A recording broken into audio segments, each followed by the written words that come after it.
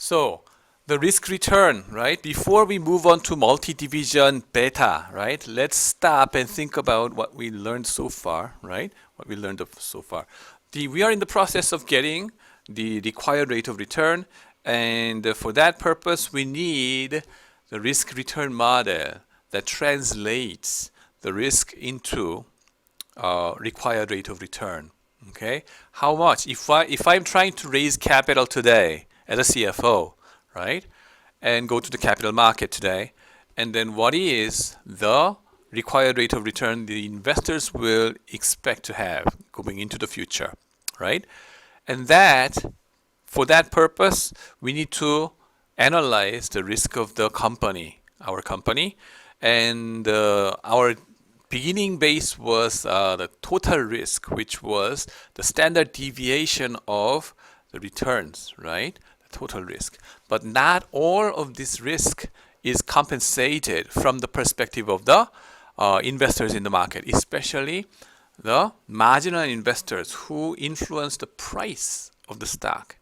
Okay, we are not talking about camis like you and me, right? Individual investors, no, get away. Okay, we are interested in the perspective of Fidelity or BlackRock or 삼성자산운용 or 국민연금, that kind of guys, right? National Pension Fund, right? Well-diversified portfolio managers. Okay, so all they care about is about the risk of market portfolio that they have. And then when they look at each different company like 삼다수 or Texas Instrument or Samsung Electronics is, well, how much does this guy make my market portfolio risky or less risky? Which means how much is this guy moving sensitively to the macro shock, okay, or less sensitively to the macro shock. That is something called market risk, right? Not the CEO's good lookingness for this guy. Handsome or sexy CEO for 삼다수, who cares? Well, that's idiosyncratic risk, okay? So that's that idiosyncratic risk that we take out over here. And then what we care about is the market risk, right? Market risk, systematic risk, or undiversifiable risk. Now, put it this way, the systematic risk, Texas Instrument and 삼다수, they move together with the market, up or down together. Okay, some guys move more sensitively to the market, some guys move less sensitively to the market. Okay, tech stock versus consumer staple stock, right? Boom time and bust time. That's measured by this beta. Okay, and then that's beta is our standard measure of market risk. And then as we run regressions, we will also obtain R squared.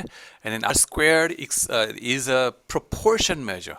Out of the total variation of single stock, how much of this total risk is explained by the market factor, like a market explanatory variable, right?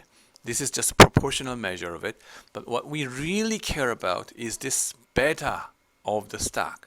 And beta of the stock that we talk about is beta of the equity beta, right? Don't get confused. We mean all the same thing conceptually, right? Beta of the equity. And then the beta of the equity, right? Or the beta that we usually talked about before, right? This one, okay? We have two different components in it. The component that comes from business risk. Oh my God. This S has to be over here. Come on. Business risk, right? And financial risk. Financial risk, right? One part of this beta should come from the nature of the business. How cyclical is this, right? And then fixed cost versus variable cost, right? That kind of operational leverage. Business risk, okay? That is something called unlevered beta. And then asset beta, right? Of course, in the final step, right, before you move from asset beta to levered beta, you have to include the effect of cash later on, okay? Because cash, well, this beta is 0, and then the total asset beta should include the effect of safety net effect of cash, so that the total beta will be slightly lower than the beta that you obtained using the Hamada equation. Okay, so that will be a little bit tricky. Okay, but anyway, that's a small part. What is important is from moving from here to there. Okay, the reflecting financial risk, and then once you run the Hamada equation, you will get the levered beta. Levered beta, or this one, levered beta. Oh, so confusing, but it means equity beta. We are taking the perspective of equity investors. Is that equity beta? Okay, the same as this one. Conceptually, yes. Conceptually, yes. But this one, okay, using CAPM regression, we estimated using regressions. The alternative approach that we used over here is bottom-up beta approach, okay? But the objective, or getting there, the conceptual issue, conceptually, they are supposed to be the same thing, okay? In very theoretical world, okay, those things have to be equal, okay? BL, beta L, or beta E, we mean the same thing. Beta asset, beta U, we mean the same thing, okay? Don't get confused, right? Firm-specific risk, yeah. Just to be precise, the idiosyncratic risk is something called standard deviation of the residuals in the regressions that you run, okay, in statistical approach or regression approach. Alternative way of talking about how much of a idiosyncratic risk is there in the variation of the total returns, right? Returns variation. How much of the return variation is not explained by the market factor? That is 1 minus r squared, right? This is a proportional measure, just like this r squared was a proportional measure about how much of a total risk is explained by the market risk. This part is the remaining part, not explained by the market, okay, in historical sense, right? So that's idiosyncratic risk part. These two, by the way, are not the same in scale, right? This one is in the standard deviation scale, and this one is just a 1 minus r squared number, okay? So anyway, that's that. Levered beta or unlevered beta Hamada equation will be about is about this part, okay? Now, effect of multi-division on the bottom of beta is the next thing to talk about, right? The beta of a portfolio is always the market value weighted average of the betas of the component stocks, component assets in that portfolio. Thus, the unlevered beta of a company is the market value weighted average of the unlevered betas of the divisions, right? Component divisions, right? And then also here in this process, we will have to adjust for cash component in it, right? Example that we take over here will be our Disney example. So let me briefly change my Right, so let's compute the multi-division beta, bottom of beta. Are you serious that you want to go for a multi-division beta? So that's the idea over here. Or Normal. Are you Monster. Are you serious about multi-division beta? And we want to go for that? cartoon. All right. Male. Female. Normal. all right? So let's move down. Okay. So multi-division beta. Okay. Multi-division bottom of beta. How do we do it, right? Well, step one, find the business or businesses that your firm operates in. Okay. Step two, you have to take either of the two approaches for each different division, right?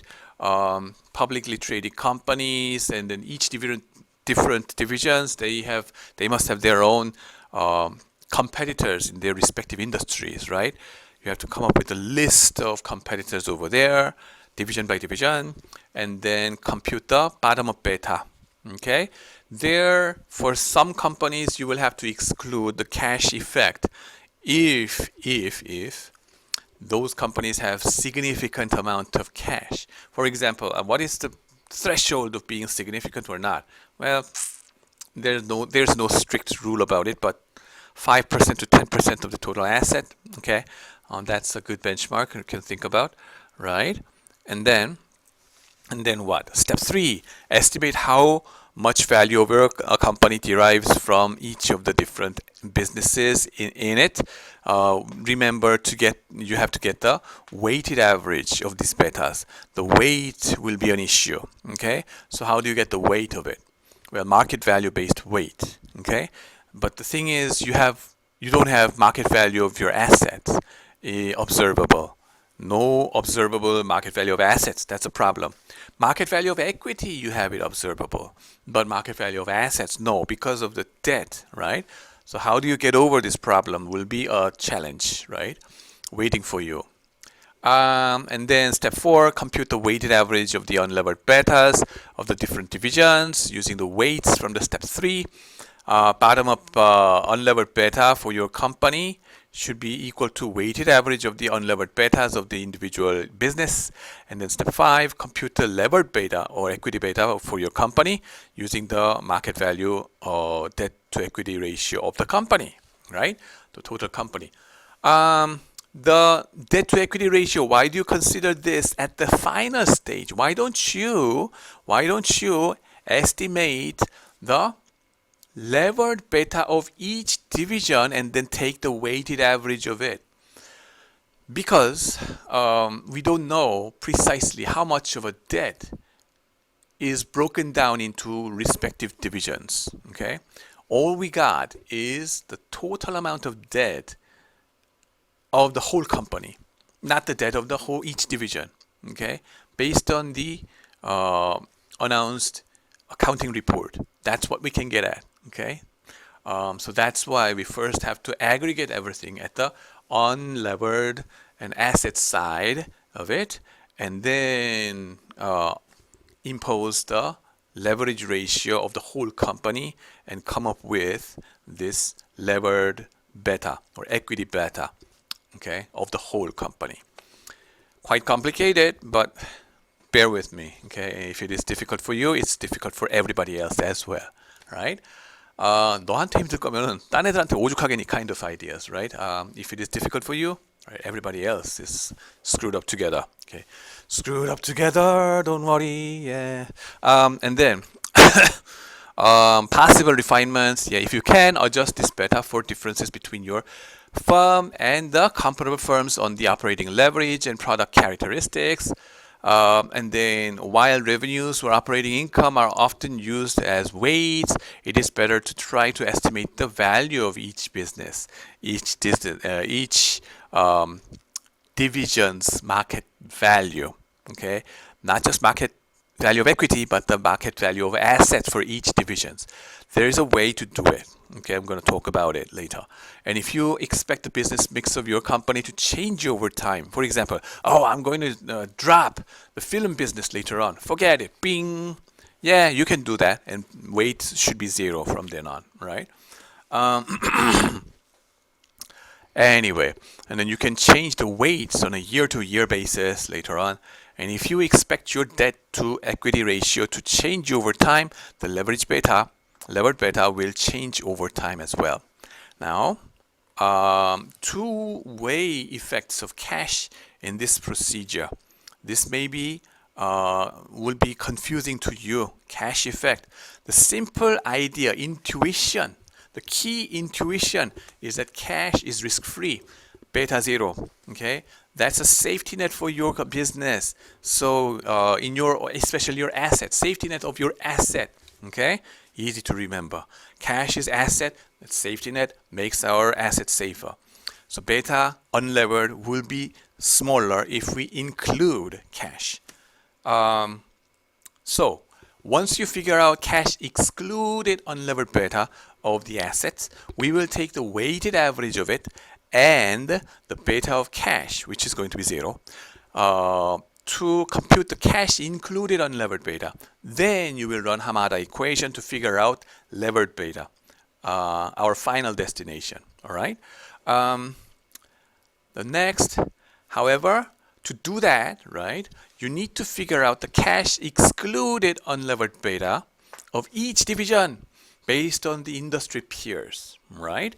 The trouble is that industry peers have cash amount on their balance sheet. So once you figure out the unlevered beta of each industry peer, you need to compute the cash excluded unlevered beta of the peers first. Oh my God, cash excluded and then cash included. So confusing. That is supposed to be, confusing. So get ready. Fasten your seatbelt. Yeah. All right. Now, this is the conceptual balance sheet, financial way, right? Balance sheet, not bullshit. Left-hand side, right-hand side. Well, the right-hand side, easier thing first. Debt and equity is here. And then market value-based balance sheet, by the way. And then if you look at the left-hand side of your balance sheet, you have what? Two big things, okay? Starting from total asset, there should be beta of your total asset. And then you have two different things within it. One is your unlevered asset, okay? I'm talking about this, right? To this. And then the other important component is the present value of what? Interest tax shield, right? And then beta of this thing, well, don't worry, debt beta assumed to be 0 because interest tax shield is as risky as your debt. Yeah. Unlevered asset is a problem over here, right? Once you have that, and then you will use Hamada equation to figure out equity beta like this. But the trouble is this guy, okay? The thing is unlevered asset. You have not only cash but also operating assets, okay? You have two things, cash and assets, right? And in this operating assets, you have multiple divisions. Here in this example, let's say you have three divisions, right? Cash excluded operating assets, let's say they have three different divisions. So for this part, you will have to get each division's unlevered beta, each division's representative unlevered beta, right? 1, 2, 3. And then get the weighted average of these things.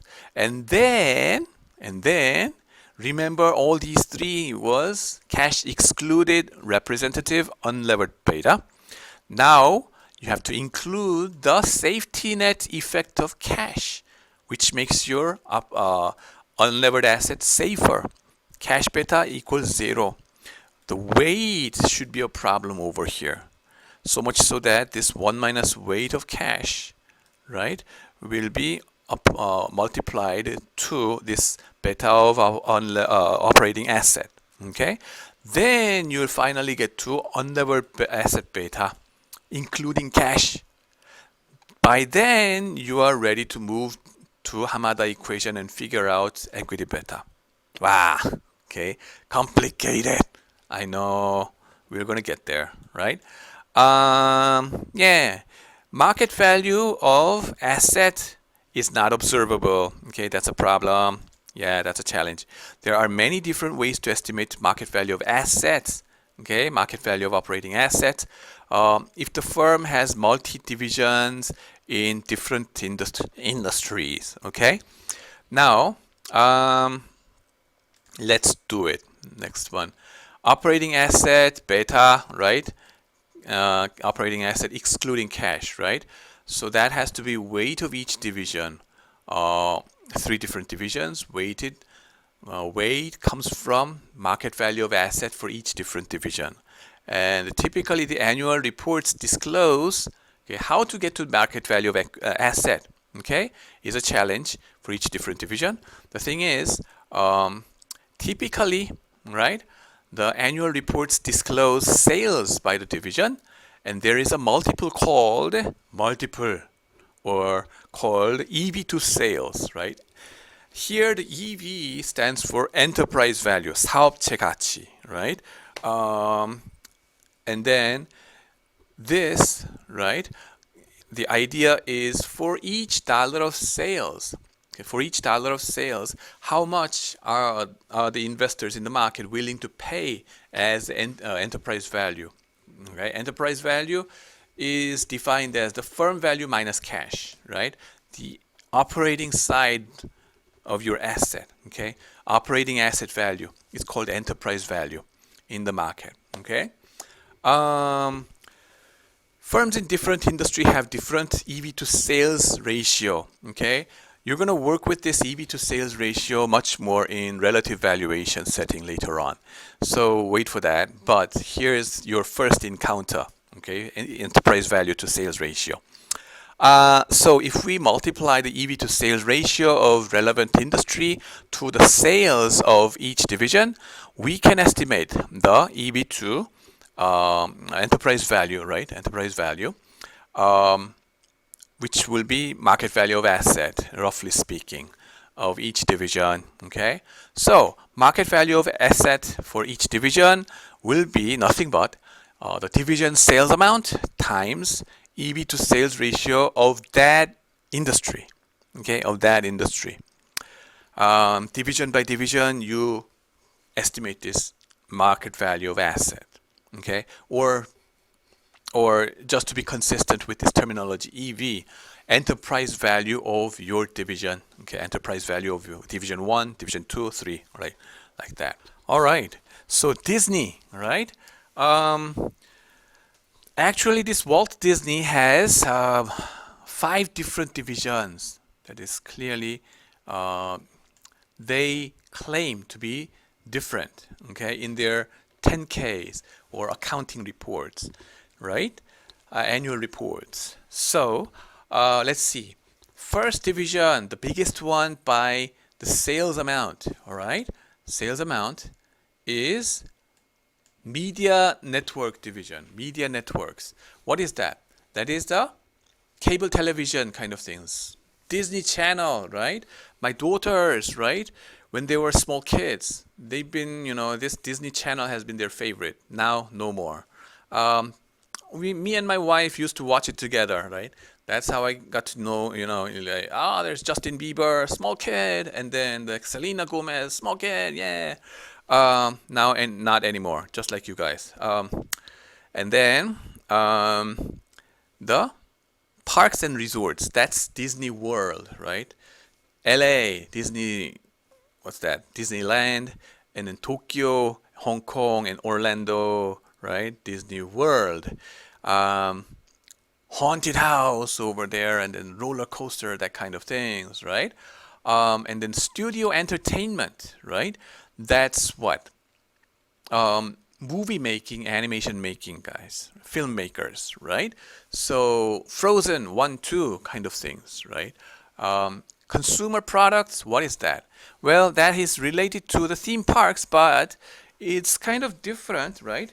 The thing is, after you go through this roller coaster ride, your kids, right? Once you get married and then have children there, you will realize it.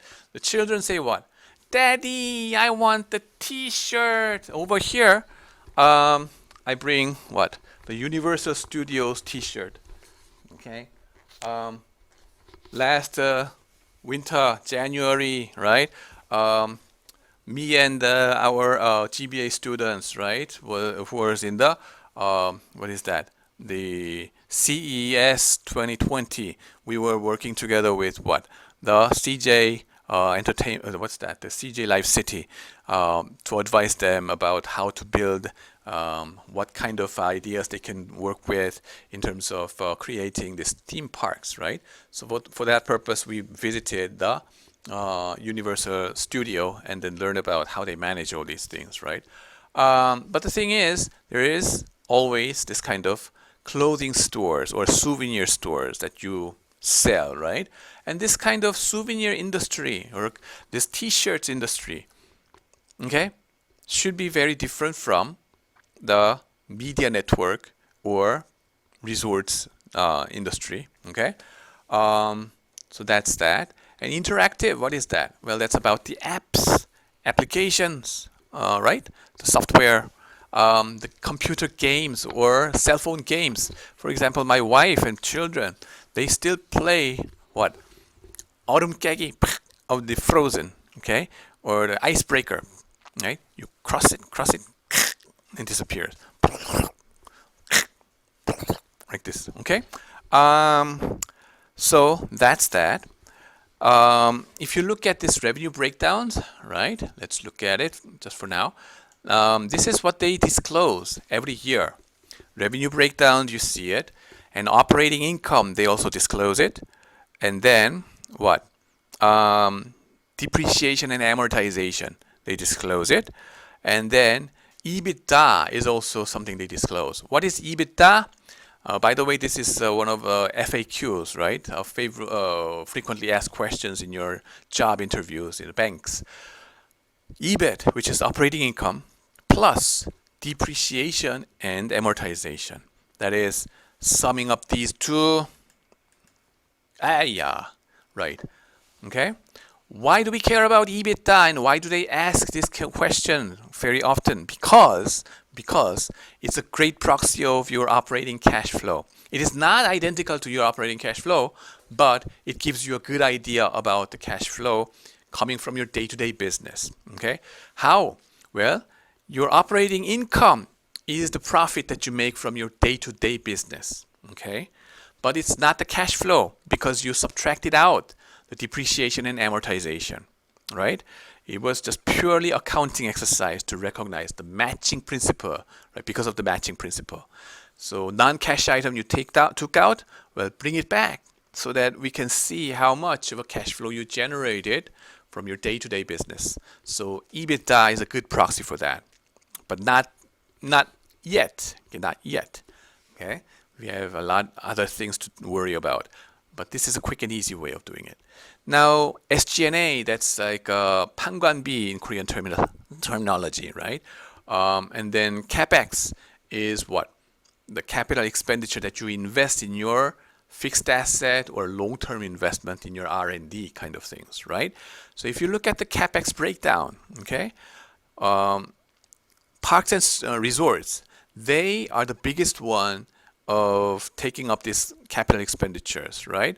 So absolute majority of the capex goes into this theme park construction, the roller coasters, and then all those I don't know, virtual reality kind of things. If you want to create over there, that's there. Okay, so $2 billion over there. 2.5조 원, 2.6조 원. You can think about it, right? The scale is huge. So CJ Live City or whatever companies that are interested in creating this kind of business, they have to think about the scale of investment. Okay. Anyway, identifiable assets. Usually this is like a fixed assets, right? Now the biggest part goes into this cable network kind of business. The next one is parks and resorts. So that's a brief idea about this Disney, Walt Disney. And then for each different division, you have to come up with unlevered beta. Okay? So how do we do that? Well, here, unlevered beta, we build a table, okay? 1, 2, 3, 4, 5 different divisions in your business column. And then comparable companies, right? For media and networks, you come up with 26 different companies competing in the US firms in broadcasting business.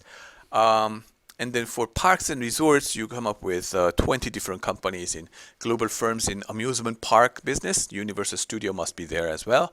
And then studio entertainment, they come up with 10 different companies in movie firms.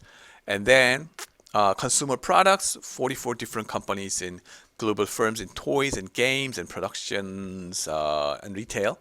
And then for interactive, well, that's app business. So you come up with 33 different global computer gaming industries, right? maybe some Monster. Blizzard, and maybe something like Overwatch, right? Male.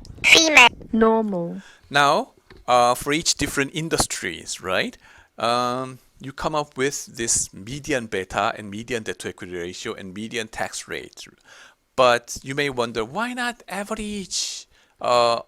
Because of the outliers, right? We are trying to get at the representative figure of these respective variables.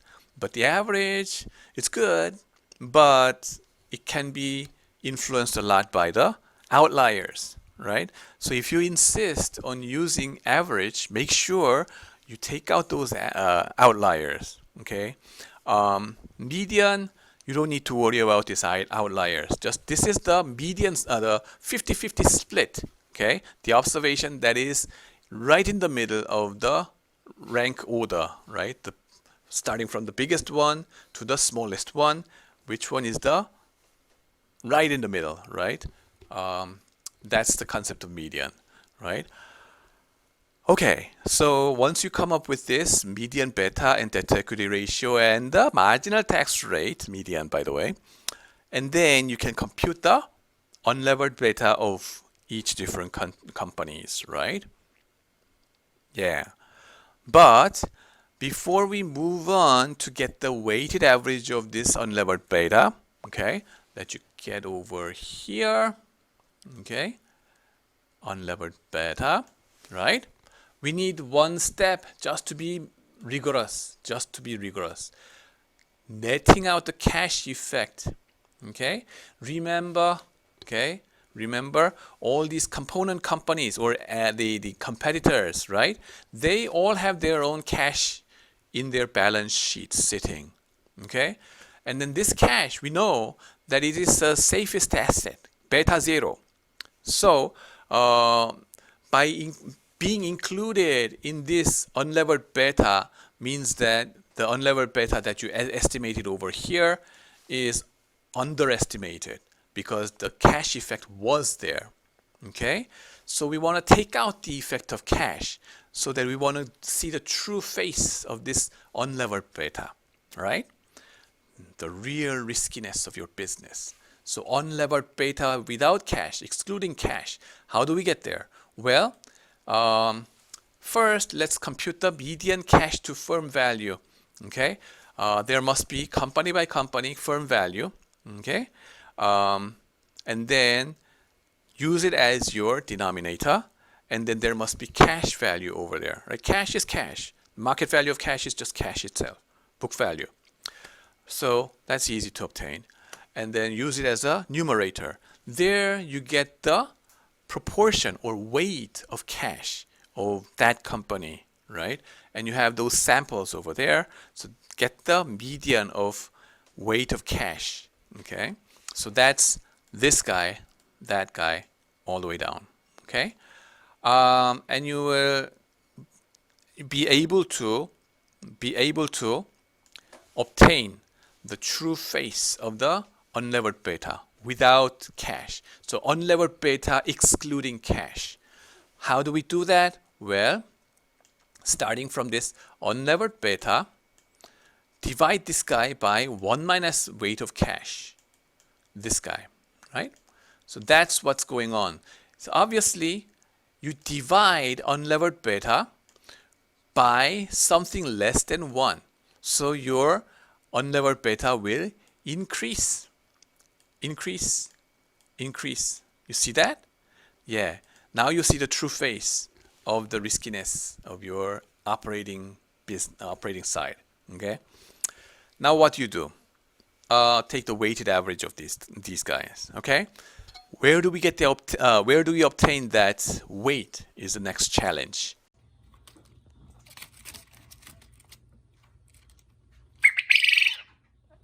The weight, right, should be market value based, and the market value of each division's asset value, right?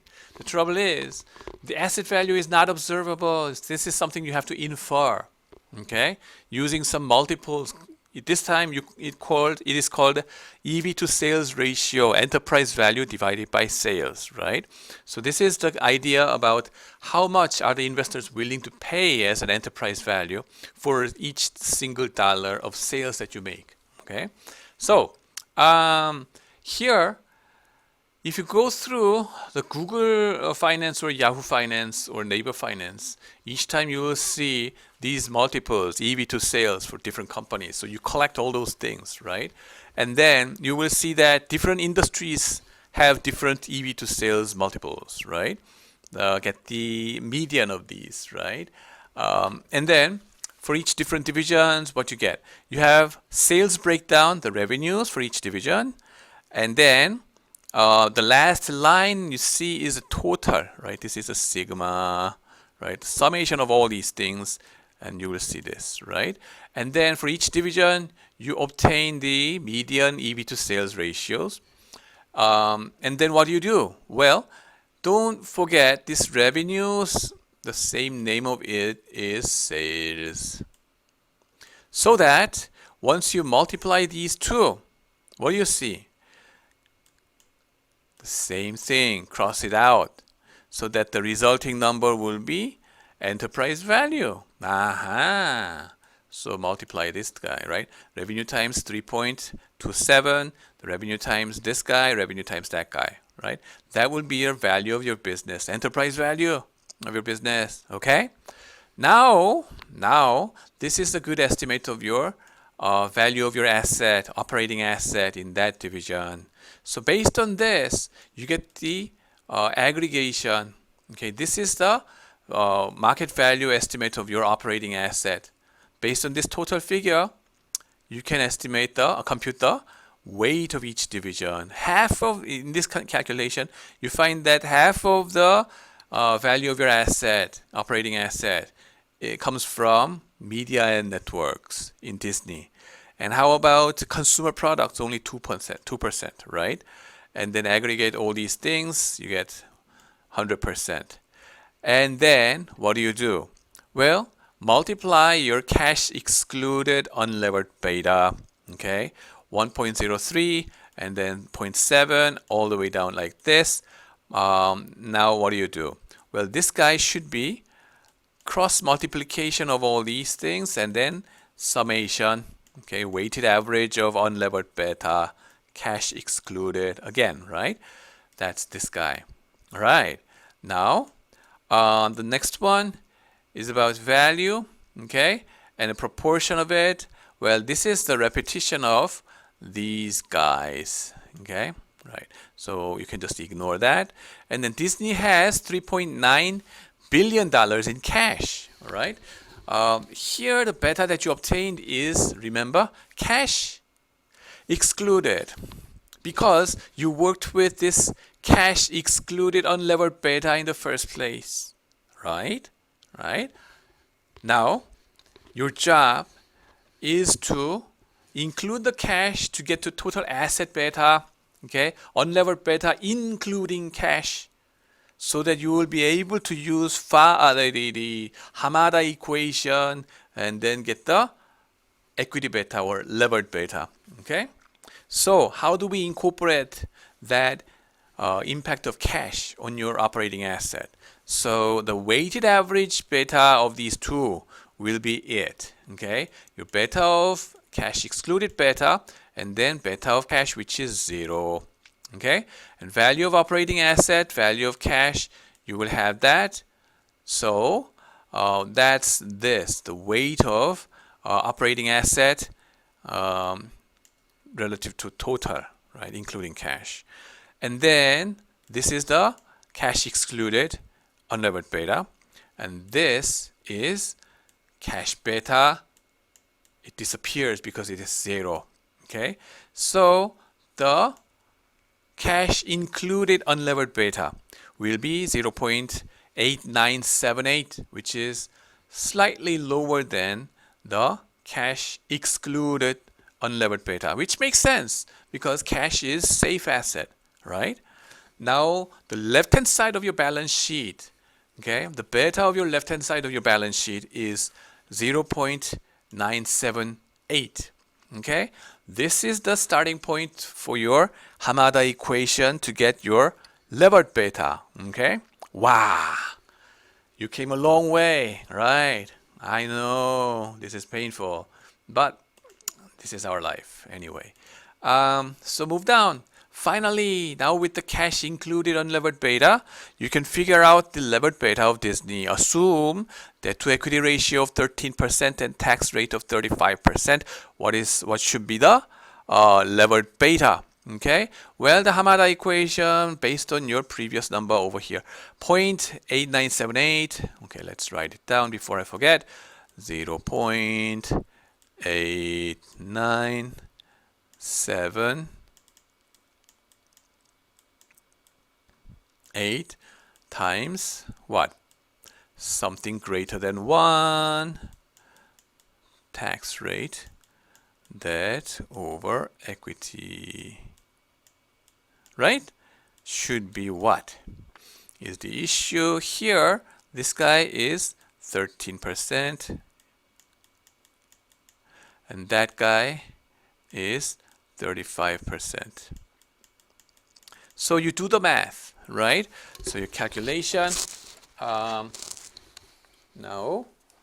1 minus 0.35, that's 0.65, times 0.13, that's debt to equity ratio. I got 0.0845 and then plus 1. So 1.0845. So that will be 1.0845 times 0.8978. Right? That's what? 0.8978. Okay? 9737. 0.9737. That will be your equity beta or levered beta, your bottom up beta result, right? So that's going to be your beta to stick into your capital asset pricing model to get the required rate of return. Still want some betas, right?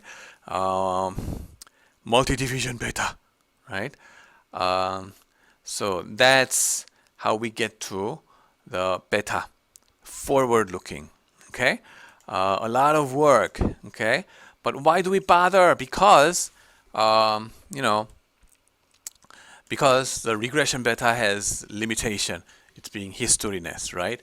What you need for corporate finance purpose is forward-looking beta, reflecting the industry's riskiness, unlevered beta. Okay, is this the only way we could obtain the cost of equity, required rate of return?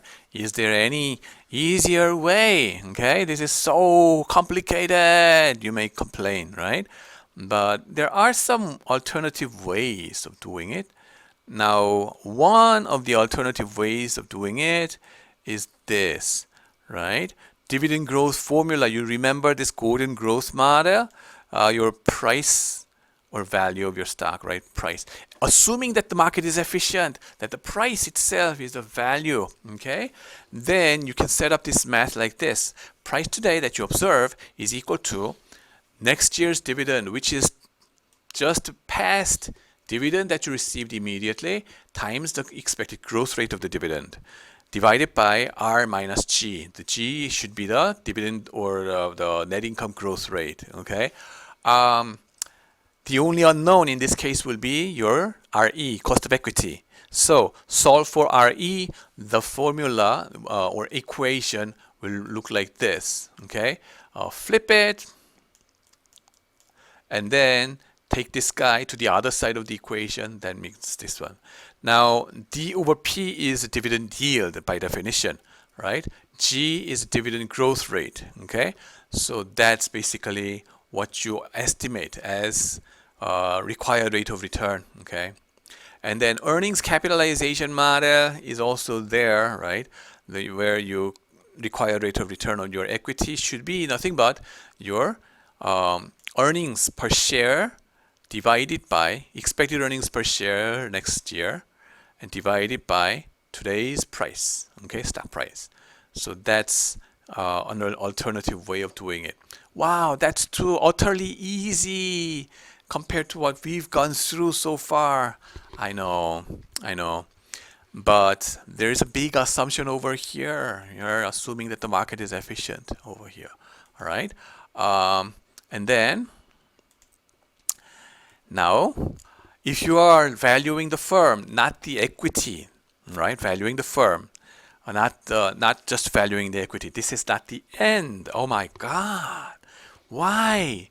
Until now, what you've been calculating or estimating was required rate of return for the equity holders. CAPM and beta, all this kind of thing was about the equity side. Remember, right? Beta of equity or levered beta. Okay, all these things.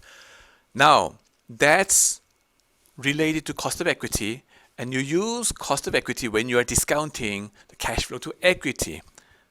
There has to be a match between the cash flow and the discount rate that is relevant to it. Okay? When you are valuing the whole company, the value of assets, right? Then the discount rate has to be the discount rate relevant to this whole asset. And in most of the case, you have debt as well as equity. Then this cost of the discount rate for your asset has to be reflecting the perspective of both debt holders and equity holders. So we will take the weighted average perspective, weighted average investors perspective, as if you are investing not only in the equity of your stock, Disney, but also investing in the bond of Disney. Okay? Both being debt holders and equity holders. Is that possible? Yeah, some people do that, right? JP Morgan, like 100 years ago, frequently he did that. Debt holders as well as equity holders for the same company, like railroads and then General Electric, all these kind of companies, right? This is not the end. Oh yeah. WACC is the one. Weighted average cost of capital is this concept, right? We're taking the weighted average perspective of these debt holders and equity holders. Okay, and then you estimate the free cash flow to firm and discount this free cash flow to firm with weighted average cost of capital. So weighted average cost of capital, how is it defined? Well, mathematically. Well, largely we classify those capitals, right-hand side of the balance sheet, into 3 different categories, right? One is equity. Number 2 is preferred stock, and lastly, that's debt. Okay, so that's going from the bottom to the top of the right-hand side of the balance sheet, right?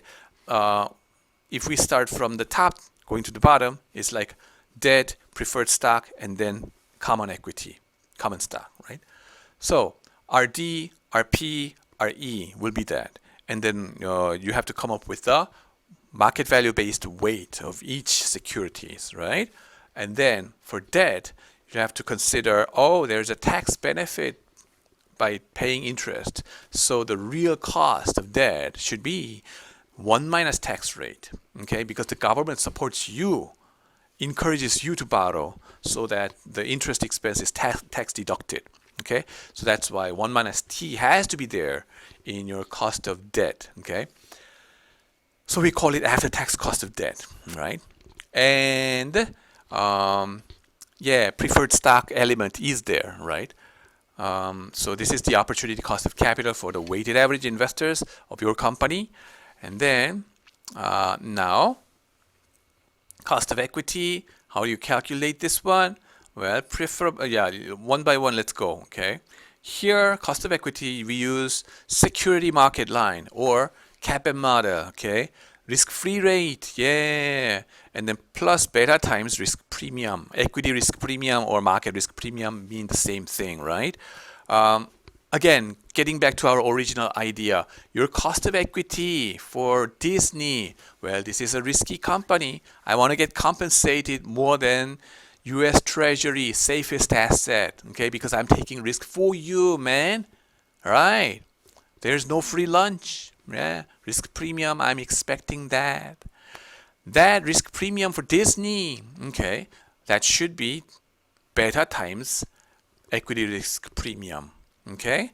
The beta, those beta over here, that beta should be unique to Disney, okay? We call it quantity of risk for Disney.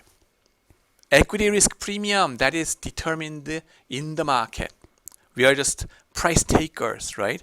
And this risk premium is a function of risk aversion in the risk aversion of the market participants in the market, right? So risk free rate, you need to be consistent, has to be in the same currency, US dollar, Korean won, and euro. And it should be defined in the same terms, real terms versus nominal terms. 실질이자율 versus 명목이자율 kind of things in Korean terminology. And it has to be consistent as the cash flow, right? Right. If you are going to value your company in terms of real dollars, 실질 dollars, right? And you have to value it using real dollars as well in your cash flow estimation. Number 2, beta, preferably bottom-up beta, okay? Because you want to go forward-looking instead of backward-looking based on other firms in the business and firms' own financial leverage, right? Also, risk premium, equity risk premium, okay? Historical premium is there, okay? And implied premium is also there, okay? Which one to use? It's up to you. Historical premium, mature equity market premium, average premium earned by stocks over T-bonds in the US. That should be it. Mature market, what do you mean? Well, stable countries like AAA countries. And then unstable countries like emerging markets, there you have to think about country risk premium. But we had this scenario-based approach. Okay, remember that? Distress case and normal business case. And then you have the probability of each state and you get the probability weighted values, right? But each time the discount rate that you had to use was just based on the mature market in the first place over there. Good. Implied equity premium, how equity market is priced today and the simple valuation model, right? We worked it with this implied premium before, right? Using our assumptions and the information about the future dividend payout ratio for all companies in your stock index and all these kind of things. So if you have any questions, please email me to the following address that you see below. Make sure you subscribe to my channel, and then I hope you enjoyed it. And then bye bye.